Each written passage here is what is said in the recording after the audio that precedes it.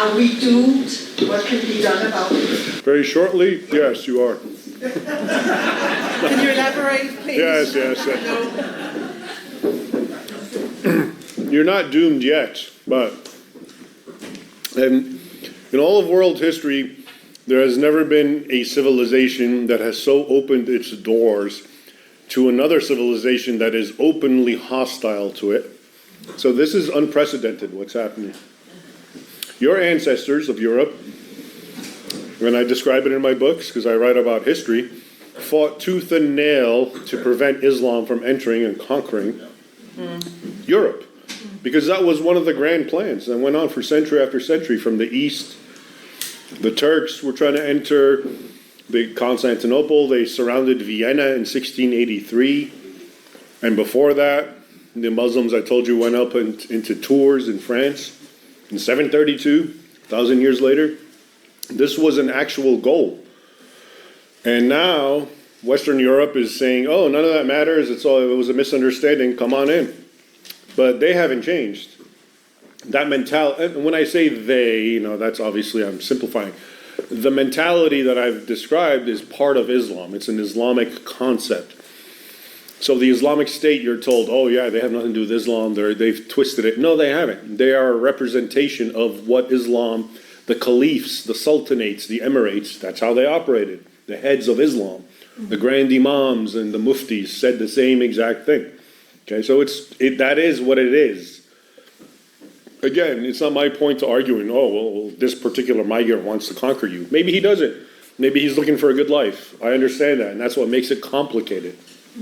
But to just open your borders completely to that demographic, which has within it, not all of it, but within it, that kernel of animosity for Christians and so-called infidels and the imperative to conquer the world in the name of jihad for Allah, which they're the good guys, keep in mind.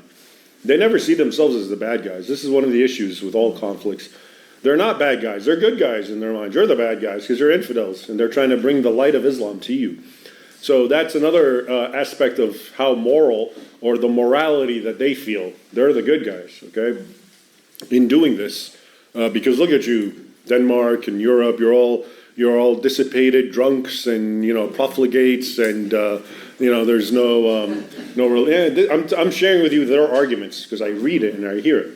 So they're bringing to you goodness, okay? But before, your ancestors, because I guess they had their own social order and their own goodness, and it was called Christianity, were able to fight it. But I guess in this current void of sort of this atheistic climate, anything goes, and who's to say they're wrong? Maybe they're right, et cetera, et cetera. And now you have what's happening. So it's a very unprecedented experience. A lot of people talk about the Roman Empire, this sort of thing happened, but it didn't, and we can get into that. It was actually, they were still cognizant of trying to maintain their own social, cultural mores, Rome. And it fell to the Goths and the Germanic peoples. And I'm just saying, some people use this analogy, but in this case, this is completely your doing. Not you, but it's Europe's doing. Okay, you're bringing a hostile force that's openly hostile, and lo and behold, when I look where Muslims are, I see chaos and violence and criminality and rape and grooming in England. Okay, that's what always happened under Islam. Okay, so is there a hope? I think so. I hope so in time. But it's so bad that it even had to get to this point. It's such an abnegation and betrayal of your own heritage, of these men and women who fought and died to preserve your way of life against an open, hostile force, and now they're being welcomed in, and why not? It's okay. So I guess so. It's a matter of time. So where's the hope? Excuse me. So where's the hope you say? There is the hope is to wake up. Wake up and see what reality and what I'm talking about, and understand the history and the doctrine of Islam and what Islam is all about. Islam is unequivocally hostile to the non-Muslim.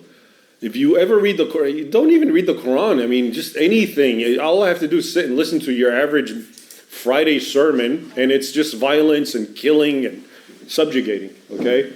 So why would you, if you are a peace-loving, neutral people who don't want to, who believe in religious freedom and equality, why would you want people who believe the exact opposite living amongst you, especially after the experiment has gone so awry and gone and wrong, and you've seen with your own eyes how bad it is.